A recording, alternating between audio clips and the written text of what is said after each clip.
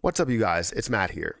So, a tweet that I put out recently got quite a bit of traction, right? It got about 385 likes, 175 retweets. People are sending it out because of what this displays message wise. And I wanted to kind of break this down a little bit more because some people are interpreting it the wrong way. And I did break it down in a previous video, but I wanted to talk about the numbers and why I believe that this is the most sound way of looking at it. Yes, you can break it down further and talk about the changes in price and the changes in volume, but there's a lot more that goes into that people don't understand. So guys, hit the like button, hit the subscribe button, hit the notification bell for more videos like this one.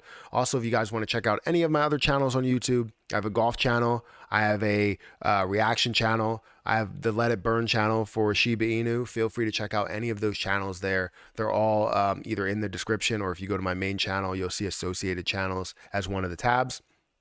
And you can click on any of those channels and check out the content. But anyways, this is the tweet that I'm talking about. So I put out a tweet that says these two Lunic burn methods could take less than 1 year to burn the entire coin supply. And stating that this is on the low end, because it is on the low end. Imagine how fast we can burn if the volume increases. So this is what I wanted to kind of preface this with, right? There are variables that take place in everything, especially in investing, right? There are so many variables and outside variables when it comes to, people that can push the position and make it skyrocket, like Elon Musk or something, or people that invest into the position and make it skyrocket, right? So like a Kevin O'Leary or something, whoever's the big name within that. But there's variables in a lot of these burn methods as well. When we look at the overall supply, we want to be able to burn off that overall supply, but there are these big variables that do take place, like the price. The price has to be a certain level in order to burn off a lot. But if it does increase, let's say if it doubles in price, you're burning off half of what you burned off previously. But also if you have the volume, and let's say the volume increases and by double, let's say instead of going 300 million, you're looking at 400 or 500 or 600 million, right? Well, now you're looking at double the amount that you can burn. So essentially those two move hand in hand because of the fact that when you see the volume increase a lot, most likely you're going to see the price either increase or decrease depending on what that volume is, because most of the volume is driven off of some sort of news, whether it's positive or negative. But here we go. If you don't understand what this is, basically I created a spreadsheet, and I can show you the actual spreadsheet here that goes through these two burn methods, Luna T and the burn tax. The burn tax is the 1.2% out of 300 million average volume that we've seen with Luna Classic.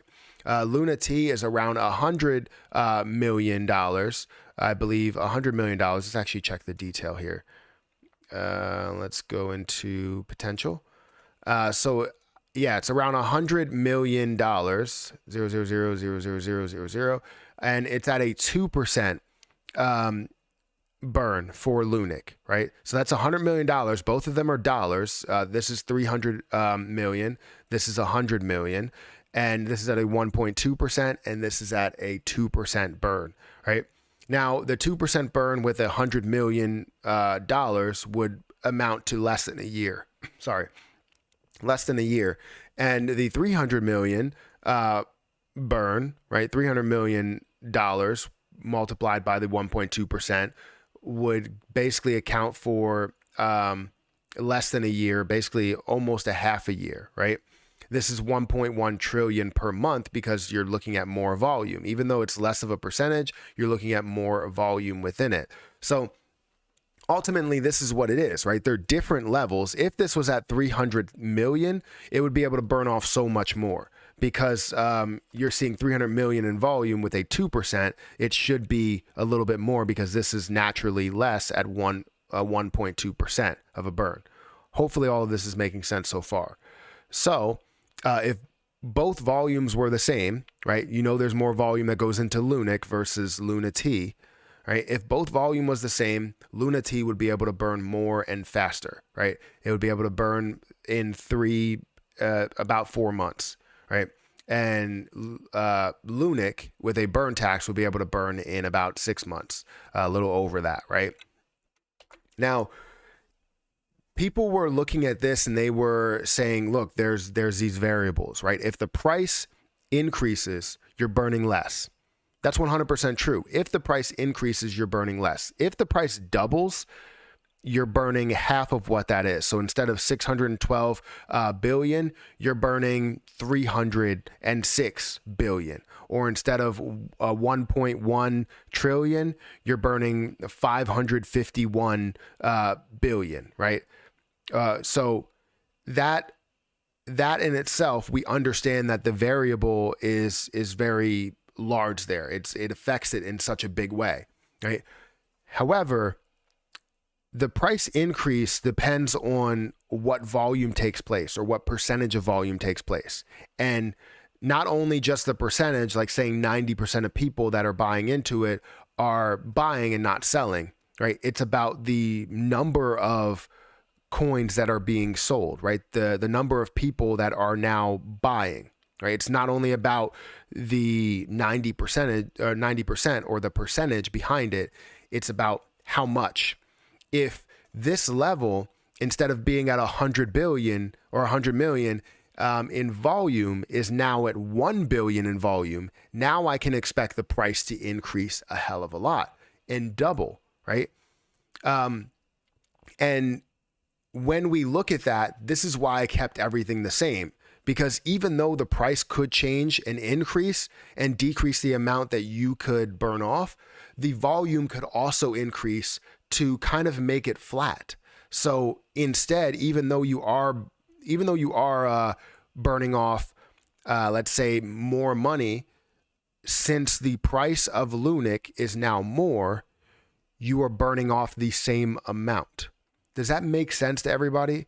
So that's why I kept it constant. I was going to add in something to where if volume increases or whatever, we don't know the impact of what volume has on price, but we know it does have an impact. So if both of them are moving together, both of them are correlated, well, now you're going to be able to burn so much. Also, we can look at it on the opposite side, right?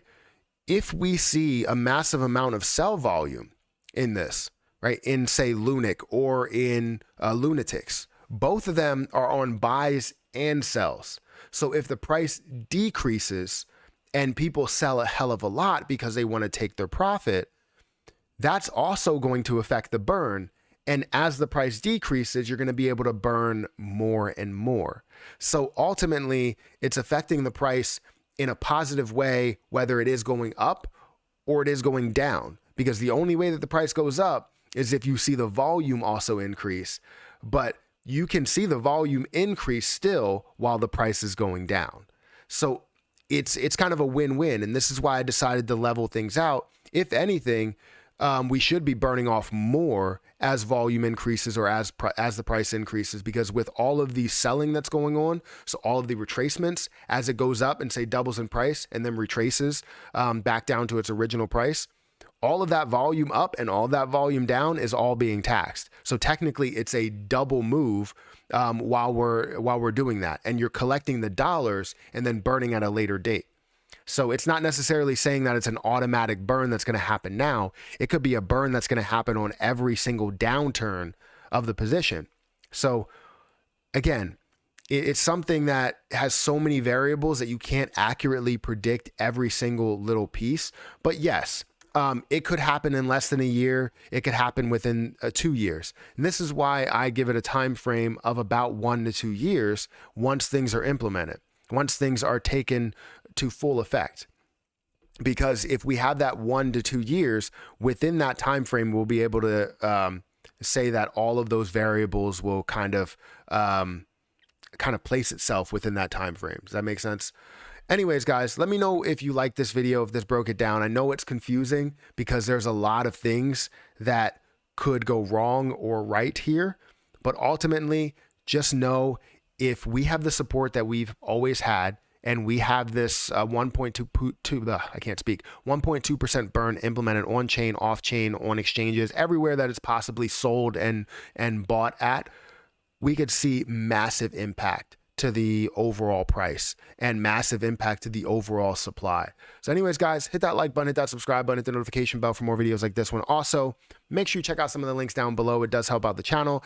I'm going to get out of here, guys. I appreciate all of your support. I know that there are people that question certain things, but the questions is what creates the answers that we need, right? We need these questions to be asked, and I appreciate everybody that's asking them.